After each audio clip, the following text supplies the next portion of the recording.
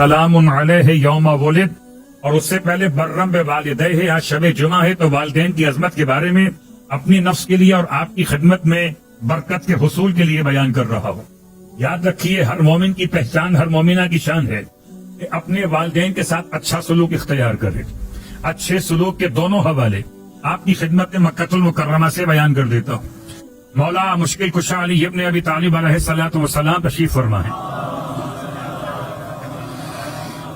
ذی الحج کی 7 تاریخ ہے اور مولا مشکل کشا مسجد حرام میں مخصوص مقام تھا آپ کا، مقام ابراہیم، جہاں تشریف فرما ہوتے تھے۔ انشاءاللہ آنے والا زمانے کا امام اپنے ظہور کے فوراً بعد جو پہلی 4 رکعت نماز پڑھے گا مقام ابراہیم کے ساتھ، کہ جہاں مولا متقیان کا اصل مقام تھا۔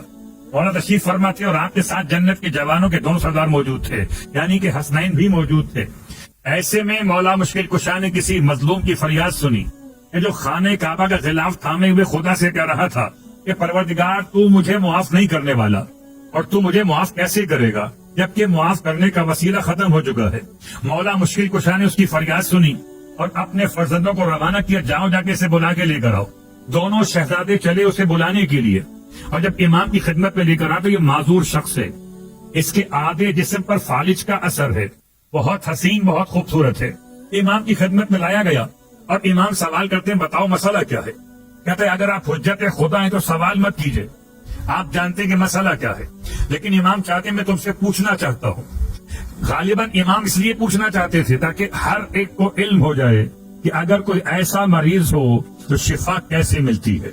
اس لیے امام نے مرض کا سوال کیا۔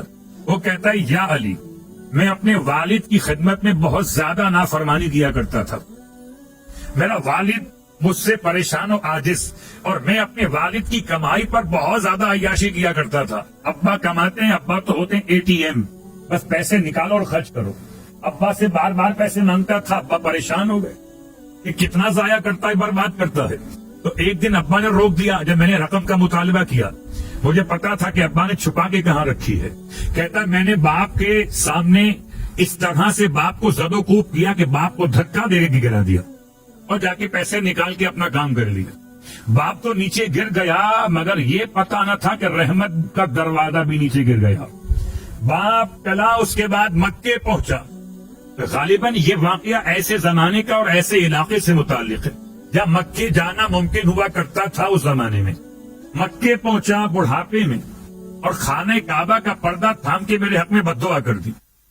اس نے بددعا کی اور خدا نے میرے جسم کو فالج کے زیر اثر کر دیا، میرا آدھا حصہ شل ہو گیا۔ بہت غور کیجئے گا، خدا کسی دشمن کو بھی فالج کا مرض نہ دے۔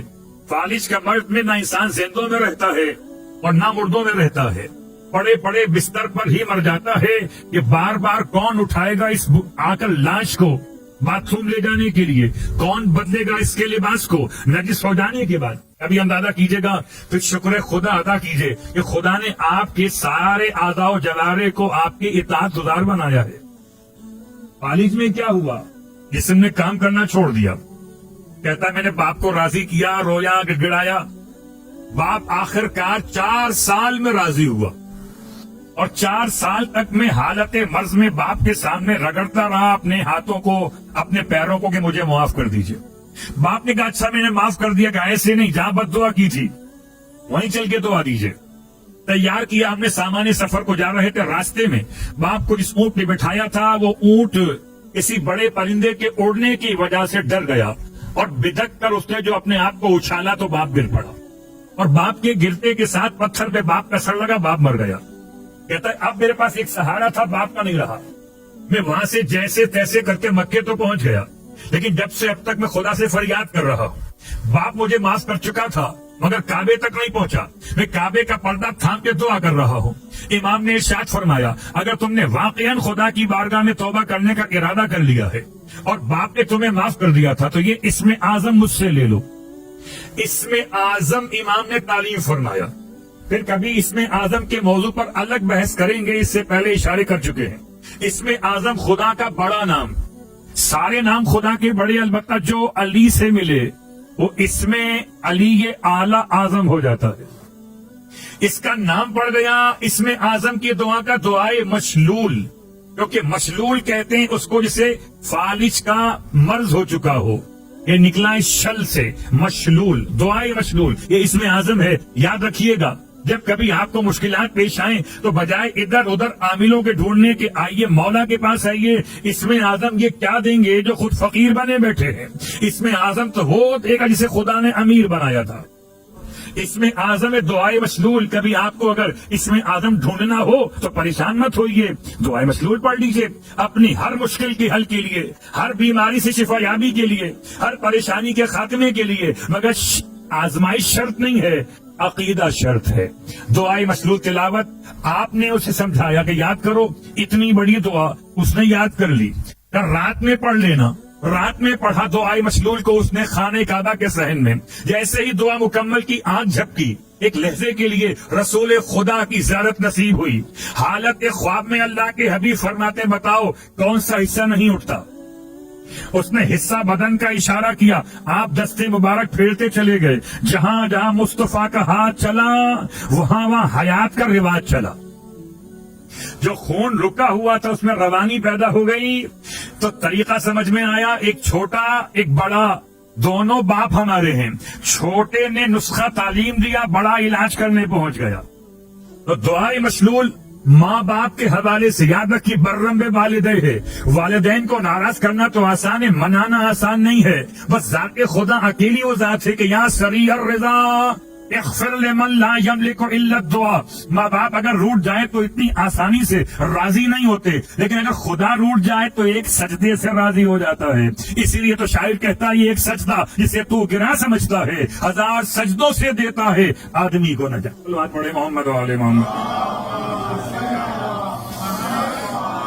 تو برم بے والدے ہے، یہ رسول خدا کے زمانے کے بعد کا واقعہ۔ رسول خدا کے زمانے کے واقعات میں ایک جملہ کافی ہے کہ پہنچا ایک جوان اپنے ماں کو لیے ہوئے اور اپنی ماں کو اپنے کاندھوں پر بٹھا کے پورا حج کروایا۔ آج کا حج نہیں، اس زمانے کا حج۔ اور اتفاق سے پیغمبر سے ملاقات ہو گئی، اللہ کے نبی کی بارگاہ میں آ کے کہتا یا نبی اللہ، میں نے اپنی ماں کا حق تو ادا کر دیا، میری ماں پچھلے 10 سال سے بیمار ہے، سارا کام اپنی ماں کا اپنے ہاتھ سے کرتا ہوں، جیسے کوئی بچے کو پالتا ہے ایسے ماں کو پالتا ہوں، اور پھر بٹھا کے اپنے کانوں پہ یہاں تک لے کر آیا ہوں، پھر طواف بھی خود کروایا، سارے احکام خود کروائے ہیں، اب تو حق ادا کر دیا میں نے۔